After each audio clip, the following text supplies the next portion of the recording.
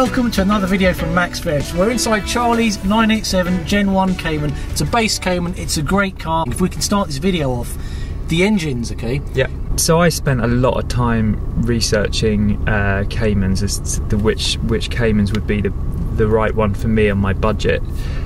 This was 2 years ago, and I was looking a lot of what's available on the market, and was considering the Cayman S. And then you start hearing all of these stories about the IMS and bore scoring, and I wasn't really it affects only, I think, less than 5% of all of these engines. So there's a lot of like horror stories, and I'm sure it's just hype, a lot of it, but it was enough to make me think to look at the 2.7, and I happened to see this car was being advertised fairly close to me. I saw it at quite an attractive price, and then I was just exploring more about the 2.7 litre engine, and then I was just doing like research online, and as far as I could tell, there didn't seem to be any of the associated engine problems. Maybe some of your viewers might know otherwise, but all of the research that I've done, it seemed to suggest that this was the reliable engine. The Cayman S was launched first in the UK in 2005, I think it was, and then this model was launched 2 years later. So the 2.7 came out in 2007. And that had a Vario Cam Plus engine, so it had a slightly improved IMS. The only thing that I think this engine can be prone to a little bit is bore scoring, but actually, again, that's really rare for it to happen. Caymans that are on Auto Trader that have really high mileage, so I don't see mileage being a limiting factor in this. It's all about the maintenance, and Porsches in general, they're really solidly built. As long as you keep up with the maintenance, then this feels just like being in my car, to be honest. Just apart from the colour's a bit different here. So I've never sat in a Gen 1. Can we hear how the engine sounds? Yeah, just make sure it's on YouTube. At the time that I was looking at, I was comparing really three cars. That's the Cayman, I was comparing an Audi TT, and I was comparing a 911 996. When I did decide to go with the Cayman, this one was available, and I did my research. I really liked it. As soon as I took it out for a test drive, as soon as you hear that engine, you just feel the soul in the engine, was enough to make me go, I mean, this is a great car. And I've owned it for like 2 years now, and I've never felt that the engine's been underpowered. I always feel that there's enough power, enough usable power as well. I definitely got to say, this is the best value Cayman that you can buy, bar none. I think this is almost an overlooked area of the market. I really think so. You can pick these cars up with reasonable mileage for around £13,000 in the UK. And that's incredible value. How many miles roughly is that on them? I'd say that's probably about 80,000 miles. But that's just incredible value, in my view, for the car that you're buying. It was around £42,000 new, I think. Yeah, I mean, what else compares for the money? I mean, you could argue in terms of depreciation, there's not. I mean, as long as it stays in good mechanical working order, that's not going to go much lower than that. Not that you should think about the value, because we were arranging to meet up today. The weather was planning to be awful, and trust me, we were not worried about putting miles on our cars. We were not. I'm at 54,000. You're whatever your mileage is, and we were not thinking, oh, if we meet up in the weather, we're going to devalue our cars by putting mileage on. No. These cars are supposed to be enjoyed, and that is a real benefit of these cars, and it's because they are so usable. I play in a band, so I go to gigs with this car. I put my amp in the front, my guitar where you are. Excellent. I just use it, and and that's what these cars I think should be there for being used. We're not on Cup 2 tyres, and I know a few I swapped an email with the GT4 owner yesterday, and he goes, oh, I can't go out this weekend because it's going to be raining too much. And I was just thinking, hang on a minute, like, I never have to think about, oh, it's too wet to go out. We're not on semi-slick tyres. I'm so glad that you reached out to me, because, you know, I've come back to where I started from. Off camera, Charlie was saying to me, there's been a progressively selection of more exotic cars on this channel. I started off with my 987 Gen 2. I'm so happy to be featuring Charlie's 987 Gen 1 here, because this is how the channel started. This is what it's about. I mean, for 13, I didn't actually know that. For 13, 14,000 pounds, you can get into a Cayman. I mean, that's got to be a bargain. I mean, yeah, I think it is. This is my only car, so I don't have any other cars, so I have to use it. And it's just a very enjoyable car to drive. I think it looks great. I think the 987s generally look awesome. Particularly like the Cayman R is probably my favourite of the Caymans. If it was choice between any of the Caymans that are available, that's very interesting. So we haven't discussed this. You know who you are. I've been chatting to you. There's a guy on the channel. He's got 2 GT4s, both 981 GT4s. Yeah. He's had 911s. He's had an awful lot of exotic cars. Yeah. He's older than me, and now he wants to get the real Cayman. Okay. And it's not the 718 GT4, it's not the 981 GT4, he says it's the Cayman R. Yeah, for me that's the Cayman. You know, I am completely satisfied with this car. This I don't want anything more from this car. It's really great. However, I caveat that if there was a Cayman R that was available and I could afford it, then that's probably the dream car. So they're around, I think, 38. Last time I looked, 40,000. Yeah, again, I think those values are probably as low as they'll go. The thing that I like about this car is that it's very analog. You've got normal hydraulic steering. You've got a 5-speed gearbox. Oh yeah. And actually. This was at the time when I was like looking at Caymans at 987s, I was thinking, oh, it's only got 5 gears. You know, the 6th gear was an option on. Oh, was it? Yeah, I didn't know that. So all the option. When you think of a base Cayman, everyone thinks of like it's going to be poverty spec'd, but that's just not true, because it's got any option that was available at the time for an S would have been available for the base model. You've got more buttons than me, so what does Eco do? I have no idea. Okay. I think that's something to do with the air conditioning or something like that. That's an interesting point. So then I was looking at, but it's only got 6 gears, but 5 gears is fantastic, and actually the 5th gear is the same running gear as the 6th gear. Oh, really? So you're not getting any advantage. That's interesting.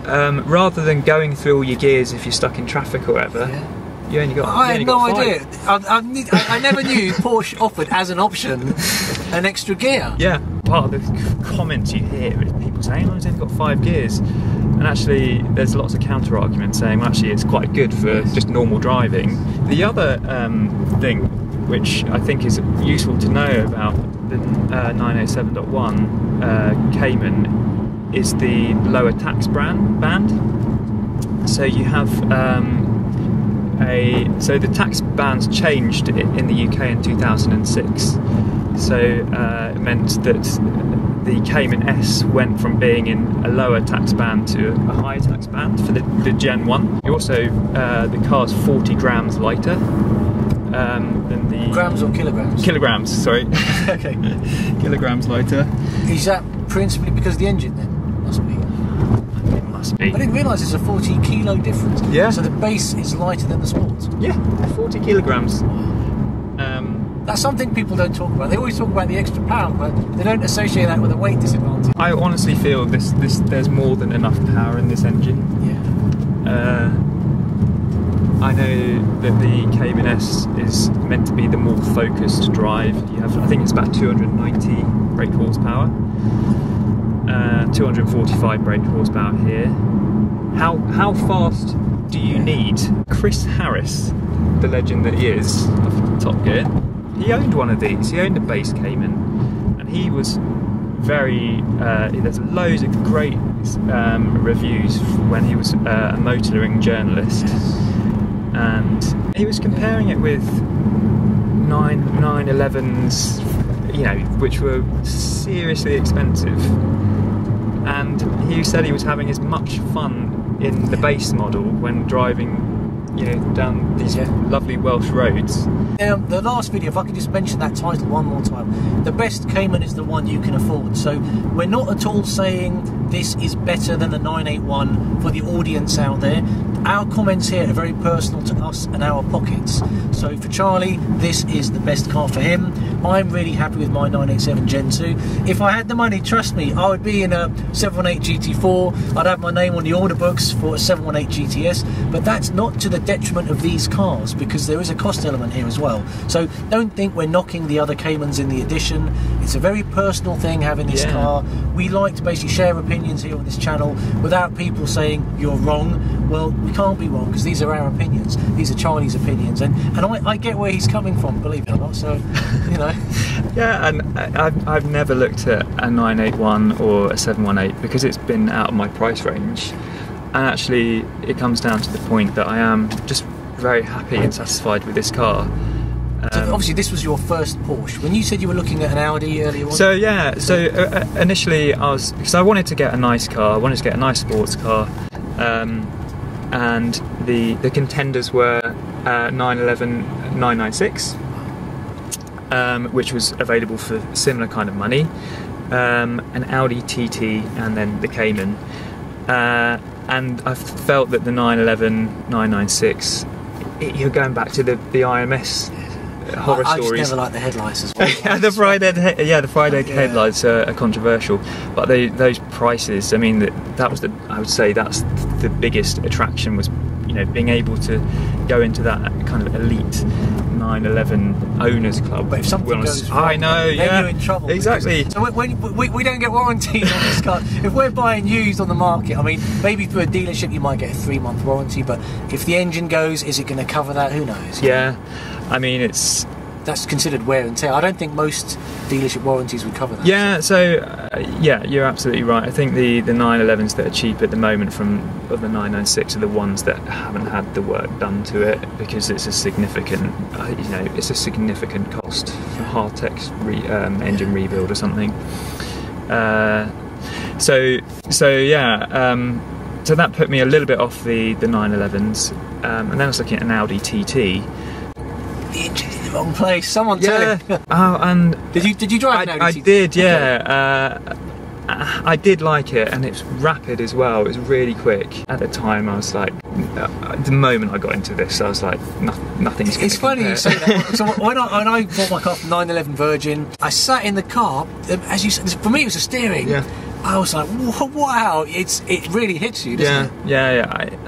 Very few cars compare. Maybe some of your viewers might disagree, I don't know. I wouldn't dismiss the Cayman S either. It's just me personally, I wasn't willing to take that tiny amount of risk. There's a lot of stuff on this on YouTube that they're saying that there's loads of stuff about the IMS on the Cayman S. It's a small thing. I honestly think it's been completely overblown. I think what worried me though, because I said I've got all my money together, all the money was going on the car. Yes. If I get hit with any expense, I'm finished. Like, my wife would kill me, and I would feel really gutted. Yeah. So I tend to sort of, normally when I buy a car, you know, the sensible thing to do is you put like 90% of your money on the car. Yeah. You keep money in reserve. I never do that. I spend all the money on the car. Same. So all of my money went on the car, and I was just kind of hoping that nothing would go wrong. And 2 years of ownership, it's been relatively okay on maintenance. Do you know if the clutch plates have ever been shifted out? Because it shifts really well. Yeah, they have. Again, the previous owner had replaced the clutch, which I think I think that was quite expensive actually. I'm getting the impression it shifts a little bit more slicker than mine. Oh really? Yeah. I mean, just in terms of just feeling it through the car as you're going through the gears. Really? Yeah. I mean, this car has had quite a lot of maintenance done to it. That's why I think it does drive really nicely. You can have a drive it. Oh no. There you go. Yeah, we can if you want to like pull over. Wow, so we swapped over. I didn't know this would happen. Charlie, thank you so much for letting me get in behind the wheel of your car. The first thing I noticed before I even did anything was the clutch is so much softer on this car. So I don't know why that is. If you have a Gen 1 Cayman, let me know if you've driven a Gen 2 Cayman 987, and is the clutch different, because it's way softer. But have you replaced? No, I haven't. So, but this is just on the spring. This would be the clutch spring under the pedal. Yeah. I'll try and find the biting point, yeah. But that's so soft. I mean, that's just unbelievably. Like, I don't know if that's the spring. I'll have to. So let us know. This is amazing. We haven't even moved off there. The most phenomenal part there is the clutch spring on this car is so soft. Not in a bad way at all. It's just like mine's really stiff. GT4 owners will say the 981 GT4 is even more stiffer. Yeah. The 718 GT4 is less stiff than the 981. But this is like, wow. So my reverse is to the far left, yeah. Up top. Your reverse is clearly in your sixth gear. On the other, in my sixth gear. So, and that I didn't realise that was an option. Yeah, you know what? No, there's no. You haven't got a sport button. Haven't got any. Mate, we're brothers, okay? Yeah, come look in my car after this, okay? But that was for me. It's like that's kind of what I want. I don't want a sport button which I'll only use, very rarely. I just want the power to be available when I want it. Yeah, but you could argue that, when you do put it down into second, there is a difference. But I guess the question you need to ask yourself is, how much are you going to pay for that difference? I'd probably say my brakes are a little bit more bitey. I think the calipers are different on the sport version. Yeah. So I definitely feel like I've got more of a sharper bite. Yeah. I don't know if the pads are larger on the Cayman S. Let us know in the comments below. But there's definitely more kind of bite in the brakes. Yeah. But as you say, that's just something I need to get used to. I shouldn't come in hot into a roundabout, basically. I'd probably say your steering may be a little bit more tighter than mine. I don't know if there's been any work here, but there was an issue where there was a bit of play in my steering wheel. I'd probably say when my car was brand new for me, the steering was very tight. I don't know if I've gone over a lot of bumps and potholes in the time. They say the track rod ends can be... okay, yeah. But your steering seems a little bit more direct than mine. But it's the clutch, We're in my 987 Gen 2, and this is a bit of a strange feeling for me because you're in the driver's seat. So the reason I've let Charlie get in this car is I wanted him to feel the clutch on this car, and also when you give it some in second gear. Okay. So... and a reminder, your reverse is my sixth gear, okay? So reverse is top left. Have you tried it yet? Come on. Oh yeah, that is strange. That's really heavy, isn't it? I mean, there's a massive difference, isn't there? A huge difference. That's a good leg workout, that. Give it a go. Over to you, mate. Okay. Go on. It feels maybe a little bit quieter. Maybe there's more improved sound deadening or whatever. Or it's coming from the exhaust possibly, or do you think it's from inside the cabin? Maybe. I did think the engine sounded different, but then it is a different engine block. Yeah. So there'll be a different characteristic coming inside. Okay, let's give it a go. I mean, it still drives lovely. Oh, it is different though. Yeah. I can feel that clutch. That clutch it's different. How about the feel when you engage second? I mean, I can, just by putting a fraction of the acceleration on, I can feel that you've got more power. It's different, the clutch is different. Oh, your brakes are better. You feel the brakes? Yeah. Oh yeah, so let's get this right. Top left, so give it a bit. Like whatever you're used to when you put your foot down. Presumably it's whether it's first or second. Oh yeah. You've got more power for sure. For sure. This is a lovely car. Yeah, without a shadow. Well, they're both great. So we'll park them up, we'll get a bit of a photo, we'll try and get the thumbnail for this video. And you feel it? It's lovely. Actually, I do feel that inside. That can be very addictive. Yeah, it's... Oh yeah, we're in sixth gear. Over to the left, mate. I can imagine someone coming out of a Gen 1 going in a Gen... for always doing that. Charlie, thank you so much for letting me get behind the wheel of your car. It's a phenomenal car, and I think testament to whoever had the car before them, because they've done a lot of good work on the car. Yeah. You said they looked after the engine as well. Yeah, that's right. Can I mention the mileage? Yeah, absolutely. It's on 67,000 miles, just under 70,000. Rides really well. The clutch, I need to just get used to a bit, but this car's going to keep on going, mate. It's going to keep on going. And you know what? You can easily tell the mirrors are different as a driver, because if you look at them, definitely not as tall. Yeah. So the mirrors here are more kind of, you could argue they might even be more aerodynamic. Enjoying life in cars to the max. Would you like to say anything else, Charlie? Or? No, thank you, there you go. Max. Thank you so much for making my day. The weather was awful. It's cleared up. Leave us the comments as below. Enjoying life in cars to the max. Thank you, Charlie, for sharing your car with us. And I hope you've enjoyed this video. Take it easy. See ya.